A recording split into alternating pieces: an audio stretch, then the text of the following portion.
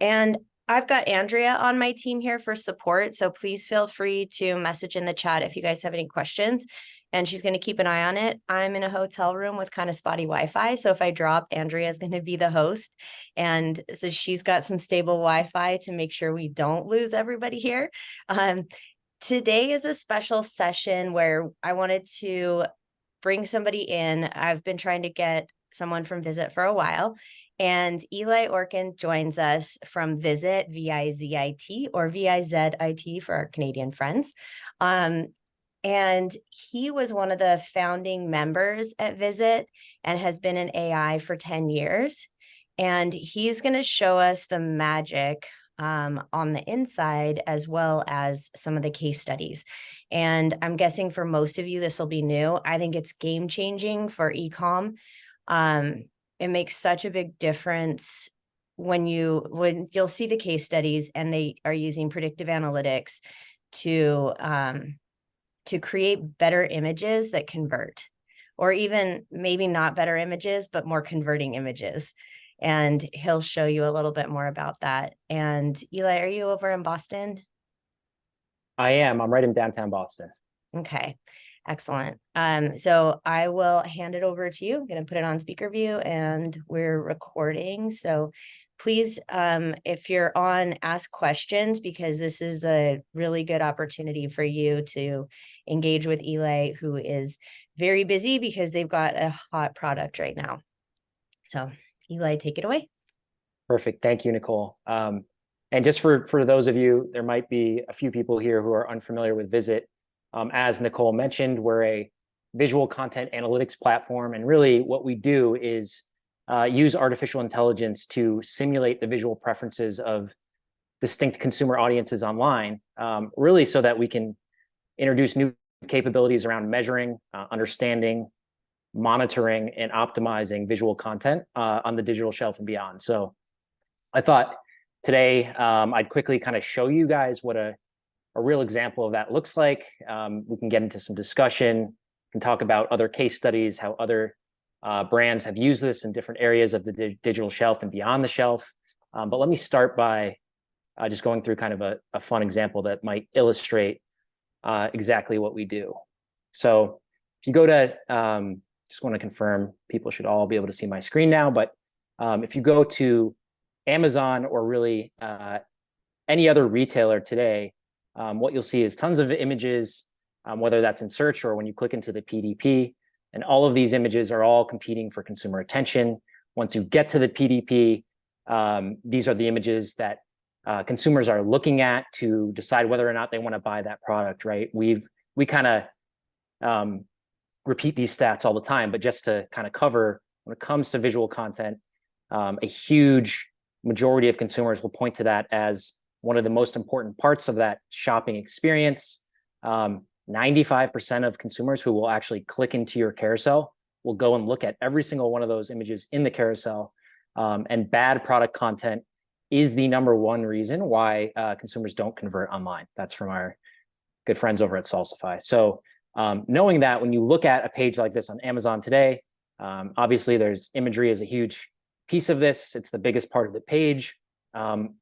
As I mentioned, it's really important, but there historically have been really limited abilities to understand these images and measure them and really figure out, are these the right images for, parents who might be looking to buy a back to school backpack, a new backpack for their child, right?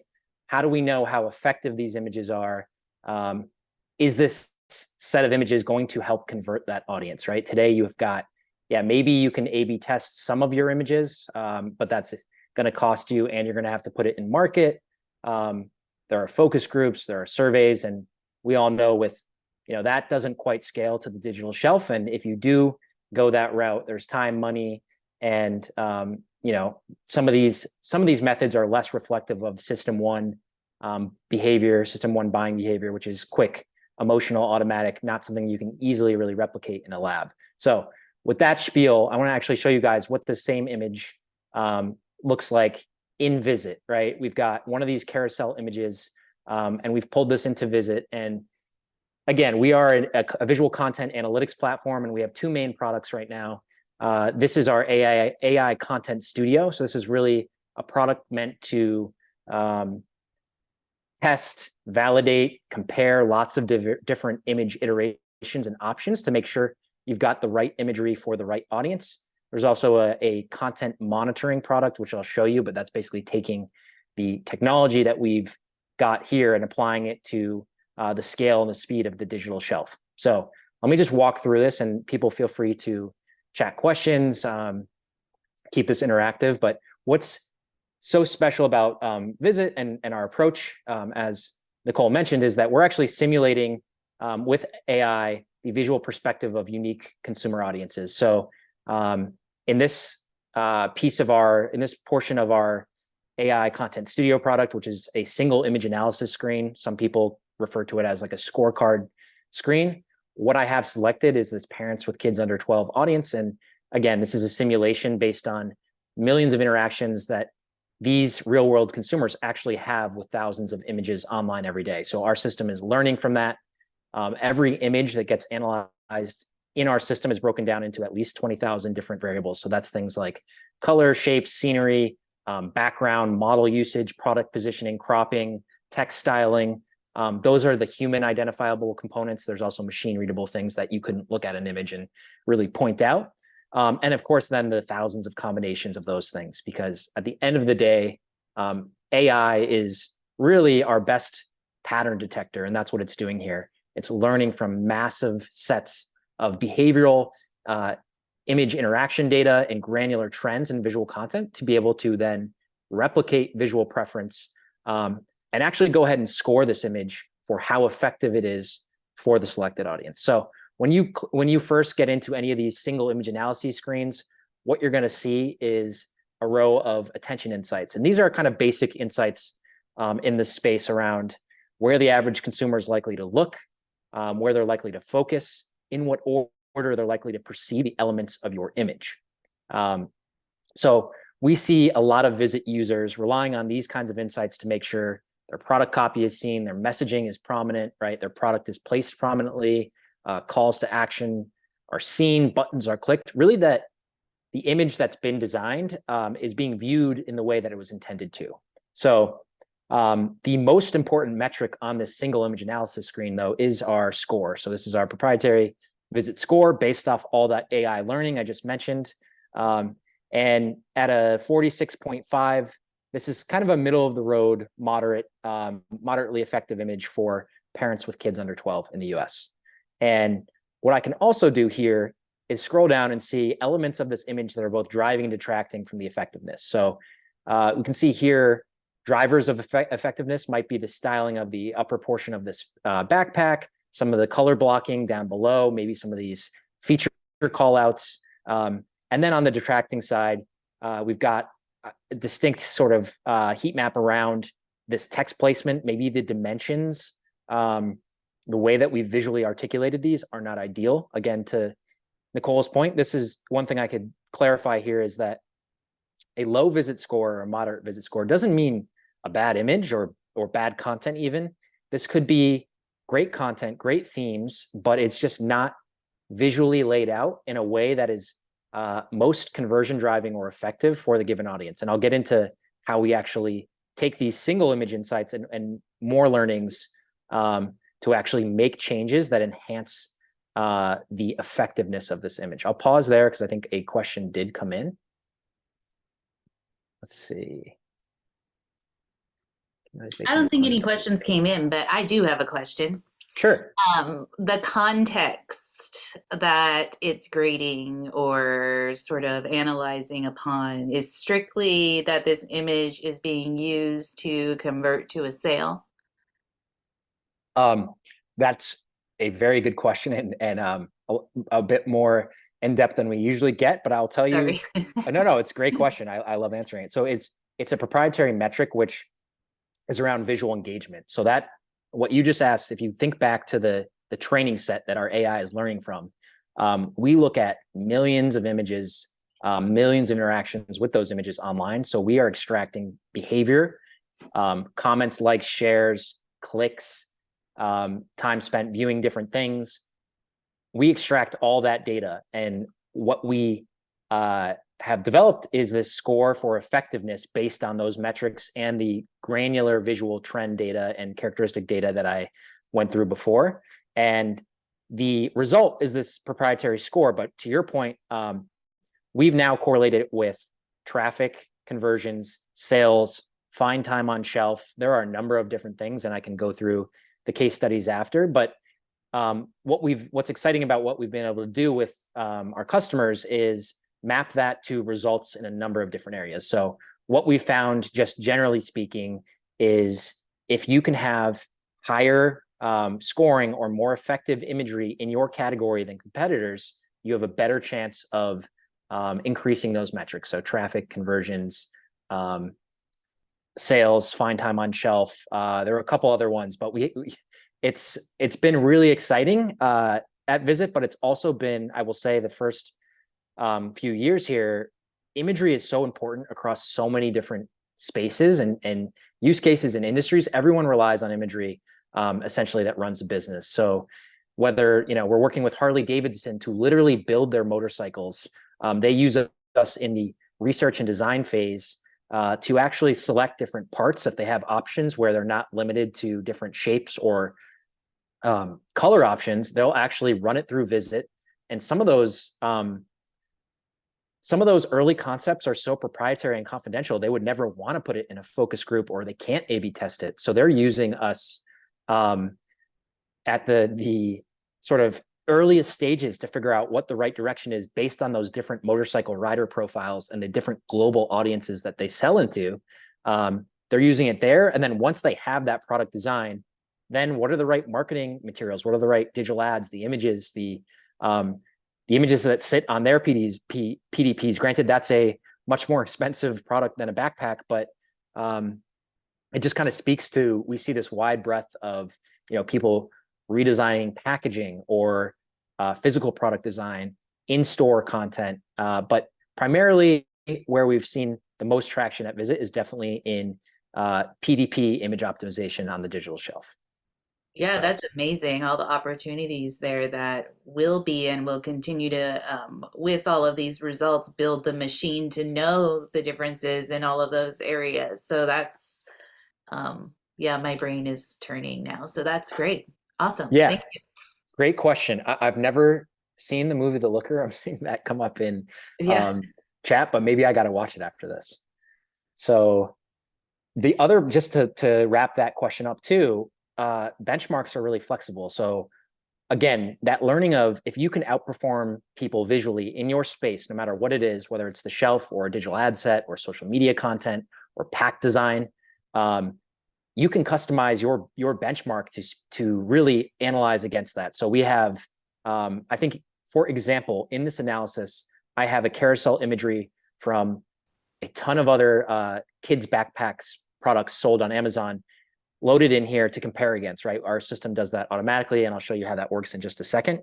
But some brands say, you know what? Yeah, I'll give you a bottled water example. We are a bottled water brand, but we don't compete with Poland Springs or, some of these other brands. We are a luxury fitness water product, and we only want to compare ourselves to those luxury price point fitness water products, right? So you can get very, very granular with the benchmark. You can also do this with the audience. Parents with kids under 12 in the US, obviously very broad.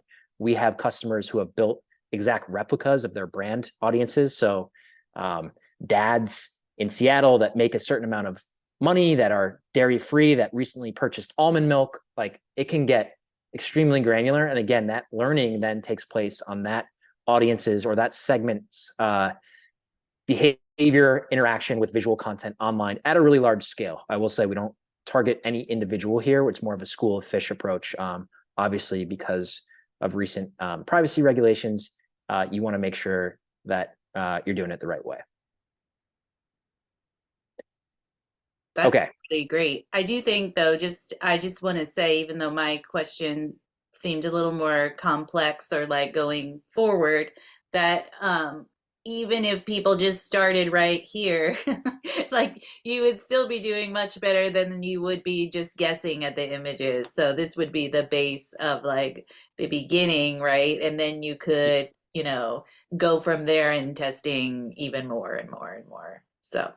Oh yeah. And that's where, by the way, this is a new technology. That's where our customers all started is, all right, let's just test a couple things. Let's see what this gives us.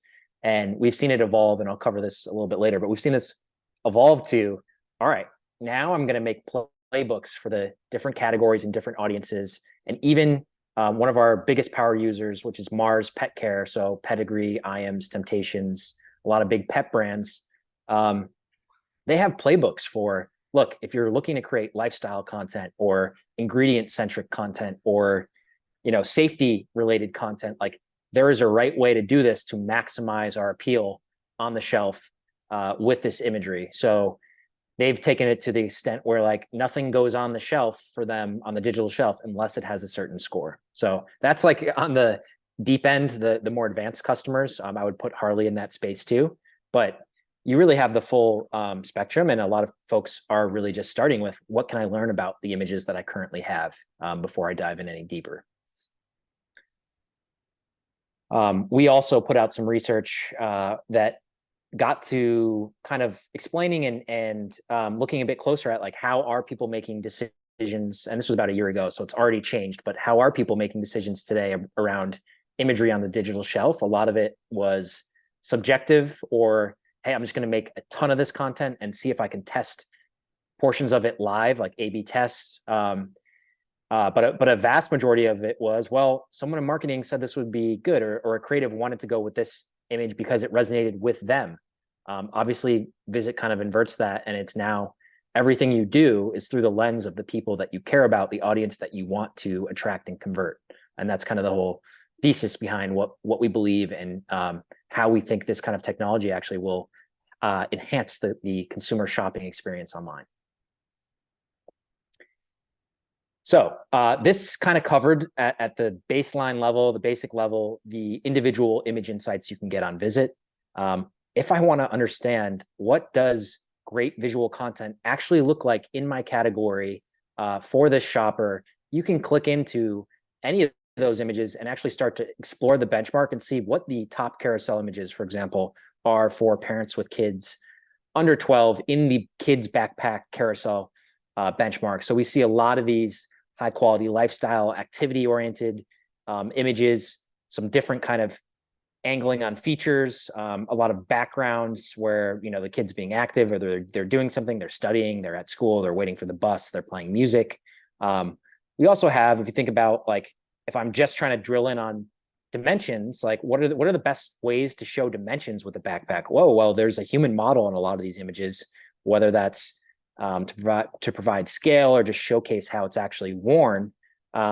These are things that we can learn from this benchmark. And I will say, obviously, this feels a little bit anecdotal, but once you flip on any of the insights that I showed you on the previous screen, you can actually start to confirm some of those visual content hypotheses. All right, what is actually driving effectiveness? So, well, it looks like the placement of the product and some of this background being outdoors is really important.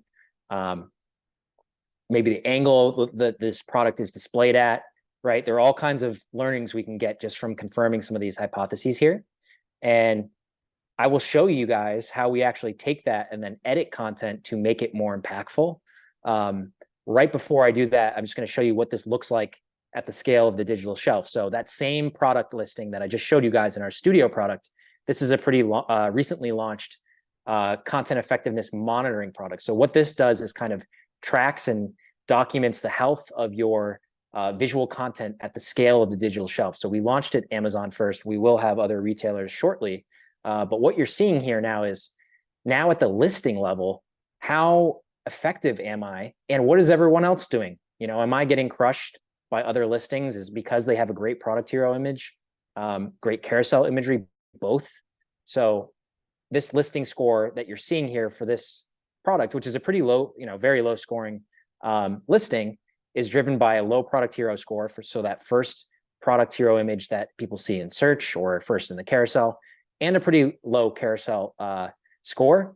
But what else goes into this listing level algorithm is the number of assets you have and then the sequencing of those assets. We've seen some really exciting gains in traffic and conversion, mostly conversion, just on reordering the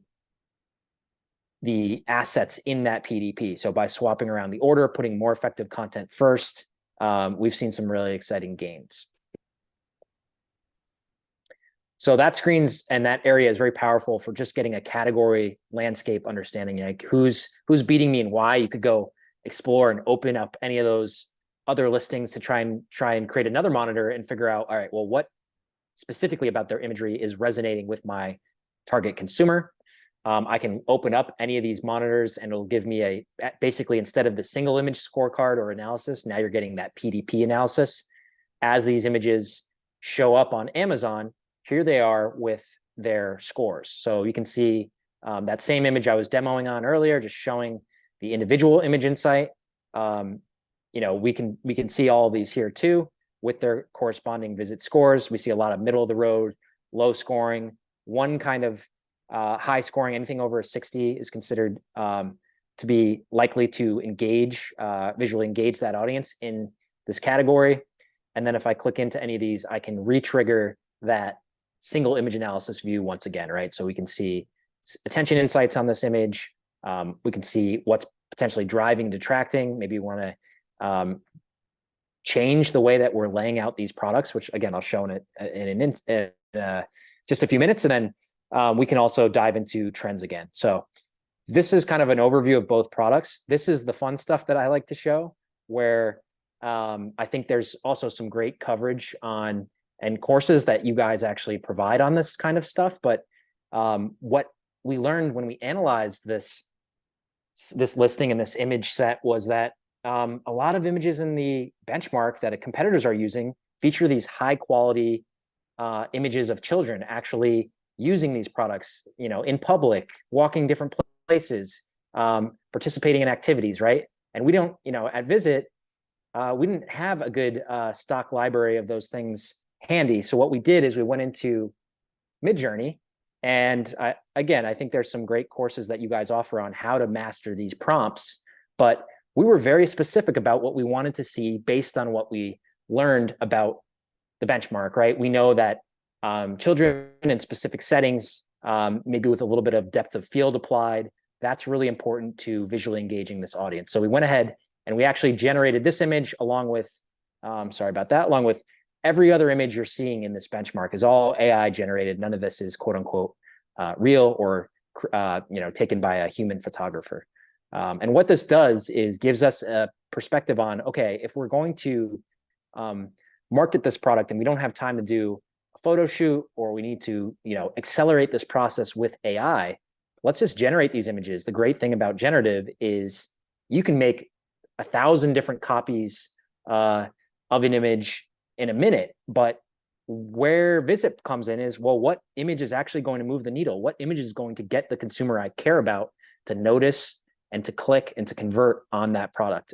There was a question about, do we generate the prompt for the images? We don't. That's where I think there's great resources like the ones Nicole and team here are putting together on like how to generate the best prompts. Our platform right now, and there's some stuff coming in the roadmap in the next year, but our platform right now is really meant for visual content analytics, whether that's monitoring, testing, or guiding optimization. That's what Vizit does. But what you can do with it is toss in unlimited amounts of generated content to then get a feel for, all right, what direction should I go? You can kind of think about it as an AI-powered mood board, right? So knowing that this is a great image for this audience, but this is not our product, right? Where do we go from here? Well, let's revisit that original image. I'll do a quick comparison here. Let's see. Here's the original.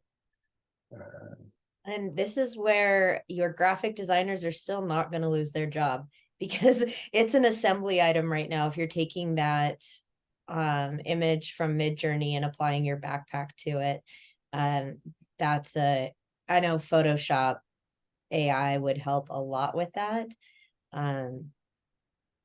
Yeah, definitely. And that's a really good point. What we say at Vizit is, AI isn't going to take your job, but somebody using it might, right? Like our our designers all use Vizit, and the brands that we work with all use Vizit as almost like another filter. There's a great comparison to Adobe's Firefly product, or generative fill. Like we use that regularly, where the human aspect doesn't go away. We're still leveraging our own creativity. We're even seeing a lot of brands advance way more avant-garde ideas that they might not be able to without the numbers to justify, like, hey, this is actually going to work. So we see a lot of that, where this is actually a weapon for, or a data source for creatives to actually justify their choices, their direction they're going in, against maybe a more subjective opinion. And then also highlight contribution to the business, right? Like creative, we all know I was a Adobe nerd for 20 years, and a lot of the startups that I worked at, and Vizit including, if you look at our visual brand, there's so much effort and time and money that goes into creating those things. And oftentimes, it will get overlooked as a critical business driver. And this is a way to bring that back to actually, creatives are a huge driving force behind the success of any given product campaign. Obviously, this group knows that, but that can get overlooked. And this is a way to showcase, hey, here's why I'm making this decision. Or here's why I'm actually going to recommend we go with my idea. And then after a campaign, hey, one of the reasons why we know this campaign was successful was because we engineered it that way with design. We made it more effective than any of our competitive products or brands. And the result shouldn't surprise us that we, sold more product, we generated more traffic, we motivated more conversions, right? So just to get back to this screen, what I've done is, here's the original, right? Where we knew we had some kind of opportunity around the way that we're styling the text that exists on this carousel image, the dimension content, right? So that was one thing we knew we wanted to change. We also learned that was at the single image insight level, but what we learned, and what's great about the benchmark learnings, is, okay, might seem obvious once you see it, but these really high quality lifestyle images of kids wearing these products in public, doing activities, those resonate, right? Those resonate with parents with kids under 12. And what we're able to do is generate a bunch of options, cull that down to the most effective base options, using Photoshop, just quickly put our product on that child, and then layer in the messaging and the dimension content as well. And what you see is the score went up obviously dramatically here. So this is kind of a fusion of generative AI, Vizit, which is more of an intuitive, evaluative AI, combining those things, obviously the human perspective of putting these things together, thinking about the initial ideas, and then using this guided step-by-step measurement and image insights to actually come out with a much more impactful and appealing image. And again, all of these insights are available at any stage. So if you want to check things, like one thing that stands out to me is, oh, wow, people are really likely to miss this messaging content on this initial image. And now we've got not only a much more appealing visually image aesthetically, but when it comes to what the average viewer is likely to pay attention to, they're going to see the kid, the product, the dimensions, and they're also going to see this messaging down below that was maybe missed before. So one thing I just want to also touch on is it's not obviously restricted to just carousel imagery. We can apply this to the product hero image perspective as well. So when we think about the product hero image here, and for a lot of brands, there's strict retailer guidelines, one, but also you have brand guidelines. We're not going to go change this product design because that's fundamentally altering a product and that we won't be selling, right? So we got to stick within some guidelines here. If we look at the original image, there are things we can do, and there are things, I'll tell some stories about huge gains in traffic and conversions that slight alterations like this have made. Let me just compare a couple of these here. Hopefully they're the right ones, but put on the right benchmark. It's hard to tell what is even different about some of these. I mean, you can see the strap in there. This reminds me of the old highlights. So you could spot the difference because they're so similar, and these nuances make a really big difference when it comes to appeal. visual appeal, aesthetic appeal.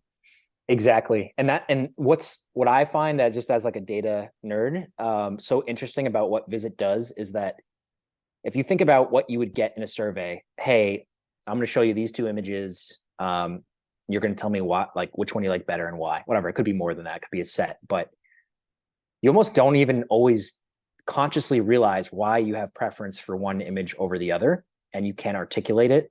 But when you lay it out like this, and you can see the scores here, there are subtle changes in alignment and rotation and depth and in all of these items, cropping, right, that make a big difference. The case study, Nicole, I think you've seen a lot of, and was one of our more famous ones, was with Master Lock. All they did was on their product hero image, crack that safe door open. They had a safe they were selling, and which is not the most exciting category, but by opening that safe door up another 15 degrees and actually showing the contents of the safe in their product hero image, they were able to increase traffic sales conversions by double digits in 2 weeks. So that subtle tweak to a product hero image can have a absolutely massive impact on results.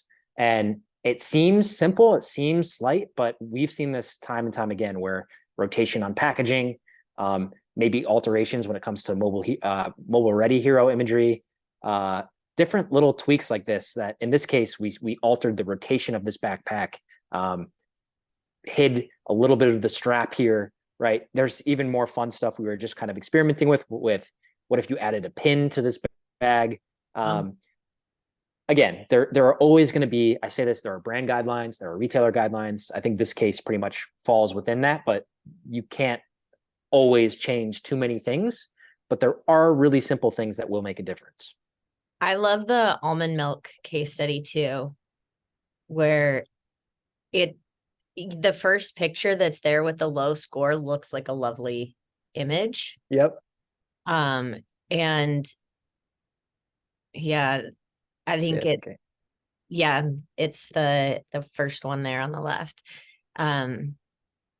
It's not that much of a difference to get a really good score, and their conversion was hugely up.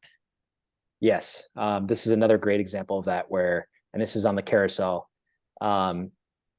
Seems like you could look at these two things and think like, all right, these are pretty much the same image, but they're not. You add a tile background, a wooden table that you're whitewashed birch, whatever it is, wooden table. You emphasize, like, I remember, because I had worked with the customer in this case, one of the big learnings was, like the ingredients, the nuts, you need to make those bigger. It's actually like a big driver in this category. People want to see those next to the beverage.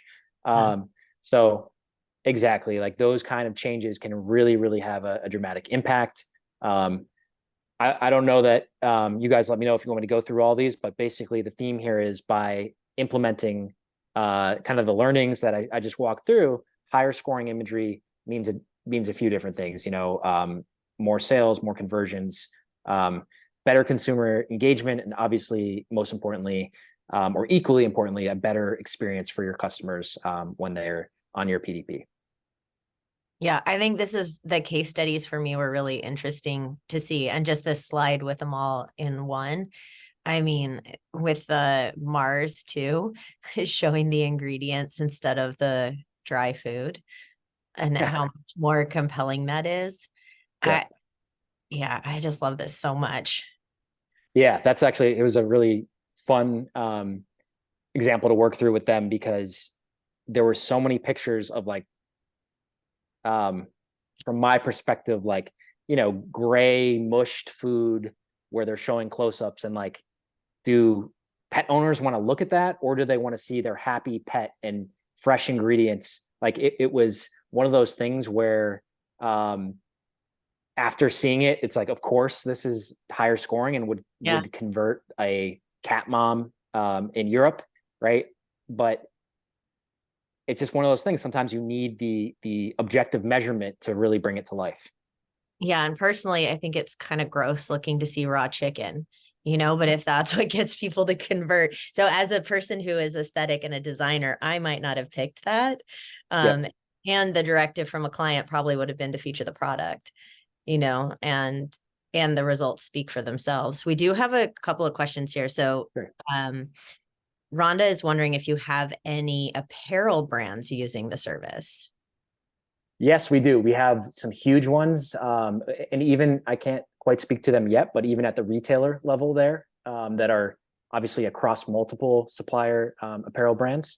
But definitely also Harley does do some work on their apparel products as well, not just their bikes with Vizit. And then Robert wants to know if there's a correlation between high performing digital assets versus high performing printed assets. And if you use a winner digital images on printed packaging or printed promo material, will it also be a winner in the offline world? I know you've got some info on that as well. Yeah, it's a great question. So we've, I should have brought more case studies on here. A lot of, I will say, packaging design is huge. And I know that's not the exact question, but I would kind of lump it in a at least tangential, adjacent category, right? That when you improve the score, so Utz, their brand, Boulder Canyon, did it's a chip brand. There's a really cool case study on it on our website, but they did their redesign through Vizit and saw the scores jump up. I mean, their old version was, how do I say this? It probably hadn't had a redesign in like 2 decades, so there was a big difference. But we've seen that, yes, and we've seen right now we're in the early phases of some brands using us for in-store content. So end cart stuff, other in-store like shopper marketing items. They're trying to figure out how to get more attention and how to make those elements more appealing. We don't yet have metrics on those, and those all usually, like the beautiful thing about a PDP is you can make a change and in 2 or 3 weeks measure the success, right? If you have a Profitero, or you can do it through Vendor Central, like there are different ways to get that data pretty immediately. So for a lot of those examples where we're working with in-store content, it's probably going to be a little bit longer before we have data back on what exactly happened. Yeah, and you had some with Cliff Bar, and then there was a CBD one that I saw on there too that was packaging design. So Yep. I think, I don't know, for me, this would be relevant for any assets that you're creating because you get what people are really interested in looking at and appeals to them. So I would imagine that it works pretty well in the physical world as well. I mean, because Harley's doing it for their product design. And that's a very physical, expensive product that they can sell more of because, they can test it ahead of time. Exactly. And on the packaging front, like think about that benchmark too. If you're Cliff Bar or Utz and hey, these are the 8 brands we're going to come up against on the shelf every time, maybe in different orders depending on the retailer. But how do I make sure that I stand out and that I'm more attractive to a chip consumer than any of these other brands? And this is a way to, without surveys, without focus groups, it is an AI-driven method for figuring that out. Okay. And there's another question here. Have any brands utilized the tool on the content side? So Liam's curious about higher engaging blog or social media images that might not necessarily feature product. Gotcha. I would say, so first of all, I do. So if you go to Vizit's website, any image that you see on there, I've run through our own platform. We've got a replica audience of software buyers in a certain sort of tier built out. And I will run our LinkedIn, our whole entire visual brand is basically premised on the most attractive content for that audience. I actually think Liam that's a really cool B2B use case that I could see taking off because we started, with these large enterprise CPG brands. They're really keyed in on e-com, retail media, digital ads, pack design. Like that's the beachhead right there. But I think there's a future where, and I won't spoil it, but down the line in our roadmap, there is an idea for, all right, how do we kind of democratize this style of insight for people like me who want their blog? If I get a couple more subscribers on my blog and I get one more demo requests because I have better imagery. Like that's huge for me. So that is something we're actively working on. It's just because we kind of have gone the enterprise first route. You know, where we've historically been a bit more focused on these use cases. Okay. I can think of a couple clients that I would love to run their stuff through now. I love it. Would love to do it. Yeah. Well, so that was kind of what I had prepared for today. If there's any more questions or if you guys want to see something specific, I'm happy to delve into that. But if not, I will return control. Do you have any other case study examples? I do. Let me see if I have them easily accessible. Okay. And if anybody on has a question, feel free to come off of mute and ask as well. Let's see. I'm just opening up. Oh, I sorry. think I've been watching Vizit for the last few months, and just the progress that you've made and how much you've expanded since I was first introduced to Vizit is pretty amazing. Ooh. Thank you. Yeah, we've been hard at work. So appreciate the kind words. Yeah. So I can run through, you know, we've got, and these come in every other week. So it's really exciting to, like, I can almost not keep up with the amount of stuff that comes in. We just had an article come out about our work with Ghirardelli chocolates. I can send that to people after, but that was exciting. That was kind of about their work with combining generative AI and our sort of evaluative, intuitive AI to make better content. Really good question about video content. That is right up next in our roadmap. We have some prototypes already functioning that we have customers using, but it is very much so beta. I think within the next couple months, that'll begin to be included in the platform. So we're not quite there yet, but it's happening. And it's a question that we get all the time. You know, people want to know. But the beautiful thing is that video is really just a collection of images, right? Whether, you know, depending on what you're shooting on, it's 70, 100, whatever it is, frames per second. So we're able to analyze all of those frames and start to show people where the most appealing or attention grabbing pieces of their video content exists. And they'll either take those learnings and make new content or alter it or choose a thumbnail. There are a number of different ways that you can kind of enhance video content once you understand the relative appeal of different components or portions of it. But I can just cover some of these quickly. So Ben's original, we were kind of their AI measurement, as you guys might have seen. They went through a rebrand from a previous name, and just figuring out the right packaging design, the right e-commerce content to successfully kind of execute that rebrand. A really cool project to be part of, and obviously the results have been great as well.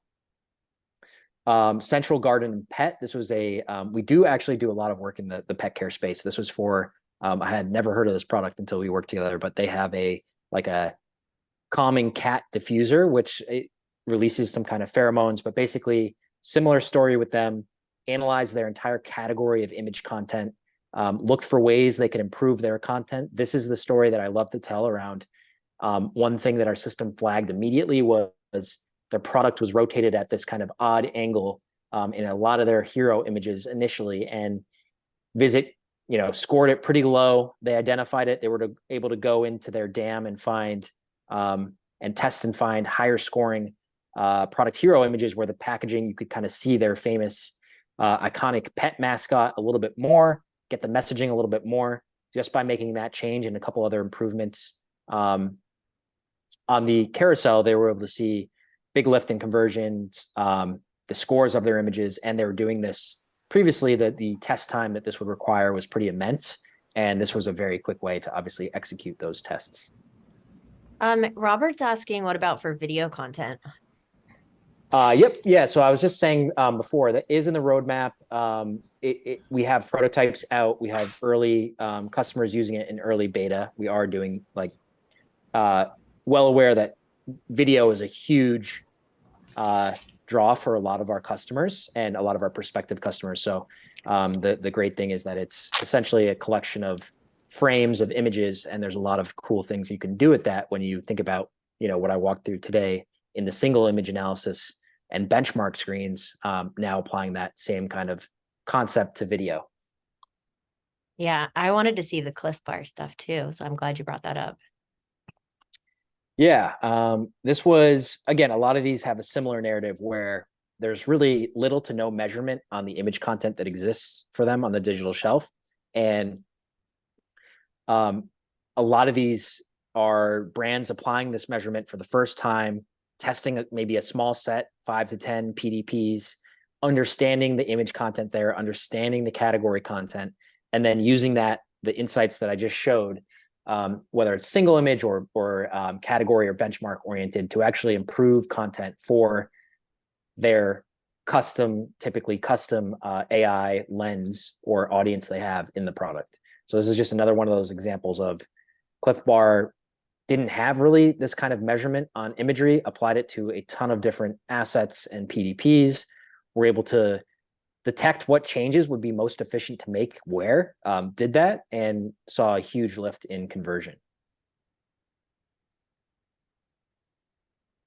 Let's see, you guys have seen Masterlock and Harley. I don't think they've seen it. Oh, okay, I can dive into any of those. Let's see. Just real quick so they can see the numbers. So for Masterlock, this was that example of the safe image. And this is like a primary driver of this was just opening the safe door. And this was a 2-week period of measuring stats. And we did it over a couple different time periods, but 2-week periods of measuring pre, during, post. And obviously, again, some really exciting, this is kind of like the ballpark of the results we typically see. There's been some much higher lifts, but I would say typically in the double digits for conversion, traffic, sales is pretty standard for what we see here. It obviously also depends on what category you're selling in, how competitive it is, what the other visual content in that category looks like. You might have to spend more or less time optimizing. This one was pretty quick. Harley, this was an amazing quote. So our power user there is their chief strategy officer, which is awesome. He implemented Vizit and was able to give us this quote on how much they actually saved on traditional research, because again, this was a use case behind testing with AI versus the traditional testing they used to rely on. And there's still, this isn't a absolute replacement for that. There's still traditional testing that happens, but with some of the items they were able to accelerate. They had different product lines that need to launch globally. Getting those research initiatives together globally in a really short time frame is typically really difficult to do at the scale that Harley would do it. So the beautiful thing about Vizit is you're getting that thousands and thousands of consumers simulated into one lens based on millions of interactions. So it's a really comprehensive data set compared to maybe getting 50 or 100 people in a room and doing some kind of like focus group or survey there. And I find that focus groups and surveys, my friends have branding agencies too, and people will say one thing, but it's what they actually purchase and put their money on that matters. And exactly. we do a lot of conversion rate optimization testing, and because I don't believe anything a person says. Yep. Until they put their money down.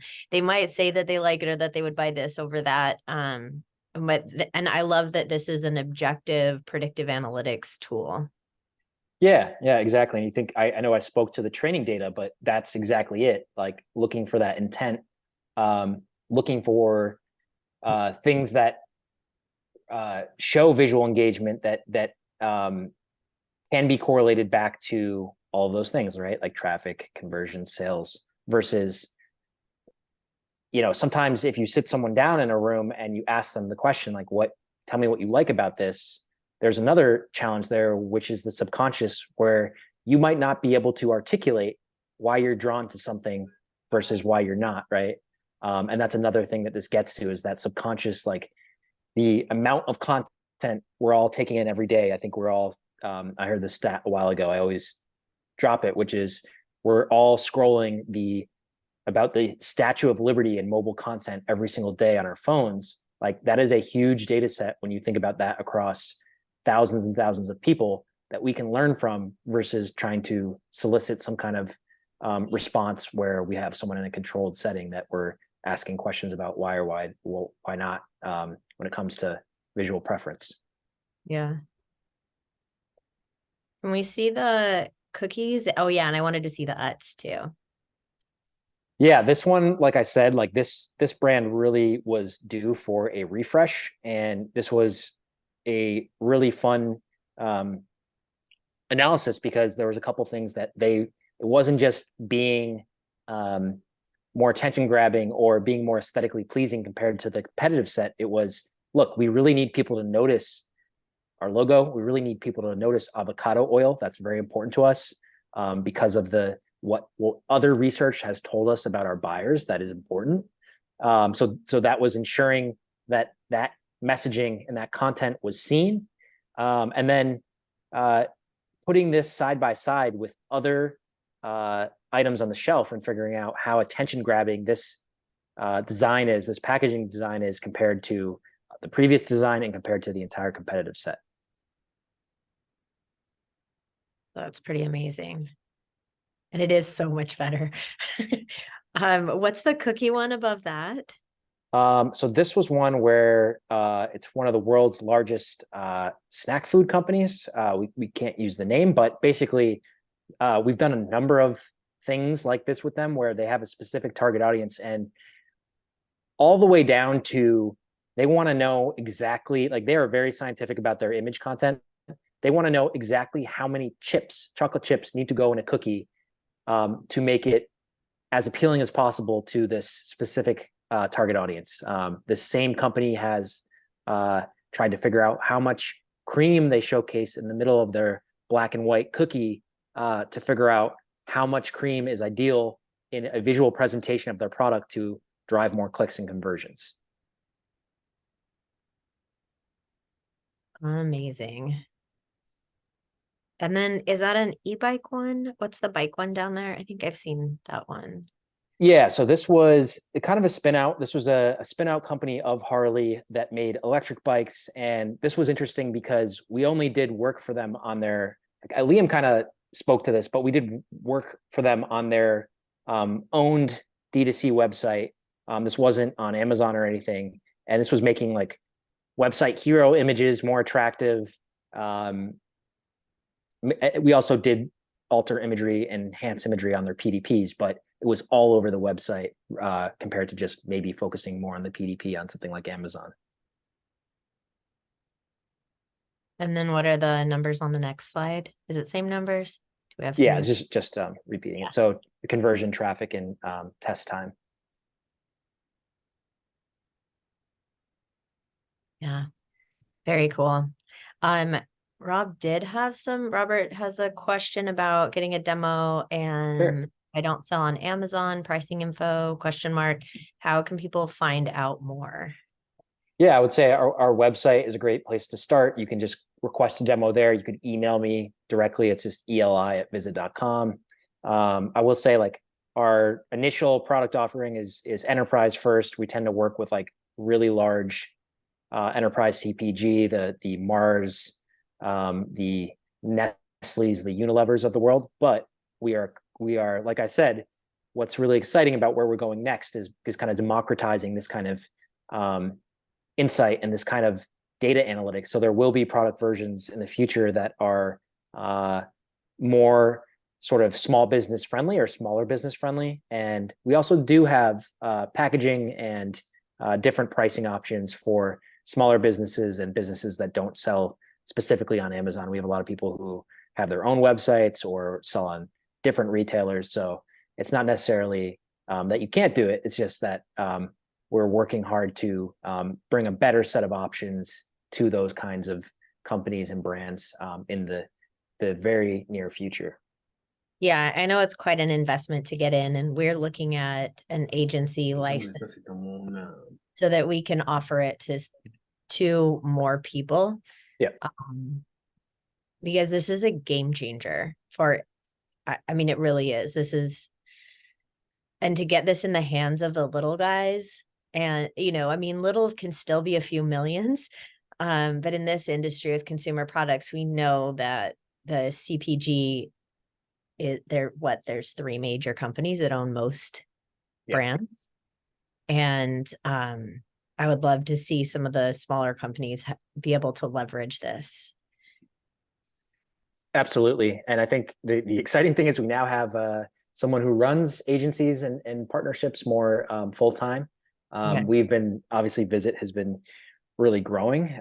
So we do have that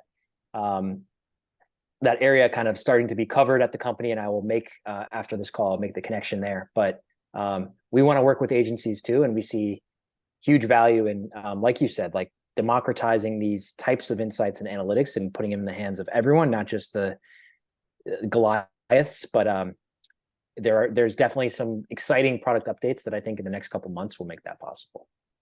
Excellent. Thank you for all your time today, Eli. I'm really thankful that everybody in our group is going to be able to learn about Vizit. And I guess just go to your website if they want a demo. And also anybody can talk to us because we are looking at getting an agency license. And if we get enough interest, then, we can facilitate that. And we've got the graphic design expertise to make all the images on our team. Andrea loves playing with Photoshop and all the AI that they've brought in. And we've got a super mid-journey expert on our team too, who knows those DSLR settings and how to ask for them. So anyways, thank you for your time today. And I guess thanks everybody for attending. And we'll see you next week. We're going to be doing another Zoom on Jasper and how to make it really work for you. So to keep your brand voice, we're going to talk about the knowledge base. That's been a big conversation topic in the WhatsApp groups lately, because some people hate the tool, some people love the tool, and we're going to address how to get the most out of it. So thank you, and we'll see you guys next week. Thank you. Thanks, guys.